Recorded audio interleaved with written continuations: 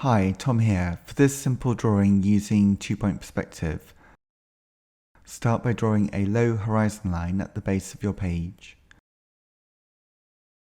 and then add a vanishing point at each end.